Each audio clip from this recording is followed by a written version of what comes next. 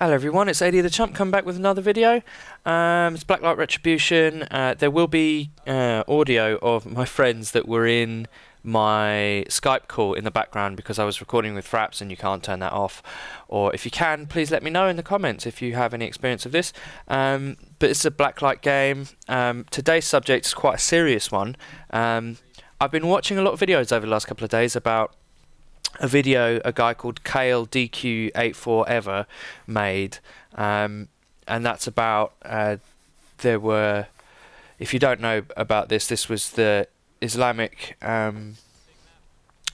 quote in a painting frame in Favela on Modern Warfare 2, and he protested about it because you're not allowed to have anything. It was a quote from the Prophet Muhammad, I think, about loving beauty, and you're not allowed to have that in the bathroom in Islam. And I've been watching quite a few videos about it, and none of them have really said the main point or articulated it, so I wanted to say it, and I wanted to do it justice, and I didn't want it to descend into racism or xenophobia. Not pointing any fingers at anyone, no one's really done that badly, but this is my take on it. Right, okay.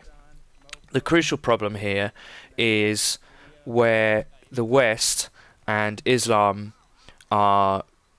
We have a cultural incompatibility. Now that sounds like I'm being racist, but it's not. I'm not saying Islamic people can't live in the West or that they shouldn't. I'm not saying that at all. Let me make that very clear. What I'm saying is that there is a particular part of Western culture that is troublesome to a culture that has strict guidelines about what you can and cannot do or say. So I'm going to pinpoint that in this video. Okay, now in the West, ever since the Enlightenment movement, we've had, well, and before and after that actually, but most people would point to that, we have what's called cultural deference.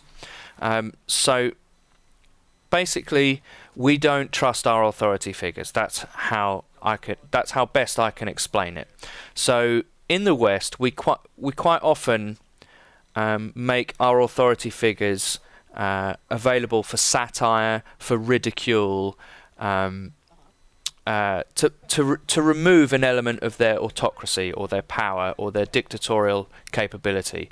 We take the piss out of them basically, and we don't take them seriously, or as seriously. Some people do, but most people don't, and that's ingrained into our culture. That is part of who we are, and the cultural lessons we've learnt over however many hundreds of years of history we've had has taught us to do that. All our failing institutions are both a strength and a weakness.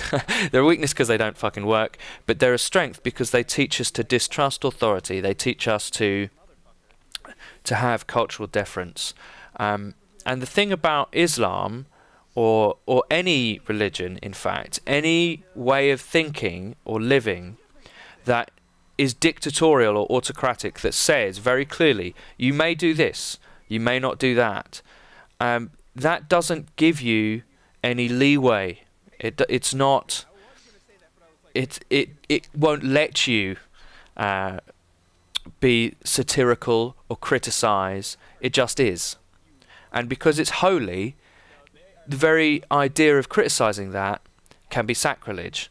And to a certain extent, that's at the root behind why some people, when someone makes a legitimate complaint about something offensive being in a video game, why the reaction can be, instead of, oh sure, take it out, why it can be, what's this guy complaining about, blah blah blah blah blah, he's making trouble, he's it's quite closet racism, basically, closet xenophobia that is behind some of the objections to what this guy said, and that's because it's ingrained in our culture. I think that we don't like authority, we don't like authority figures, we don't like people saying you can and cannot do something.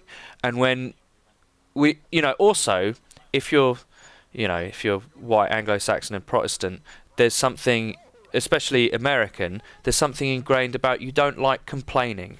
You don't like people that complain. You don't complain about how shit your life is. You don't complain how hard you have to work. You don't complain about anything. You just grit your teeth and you get on with it. So when someone raises a point like this, and it is legitimate, it is, and they say, oh, well, actually, do you know what? That offends my culture and my traditions. then there's a part of us that rallies against that and says, well, fuck your culture and traditions. I'm not saying that. Let me make that very clear. That's an instinct that some people might have, and you know, we should respect other people's traditions. We absolutely should.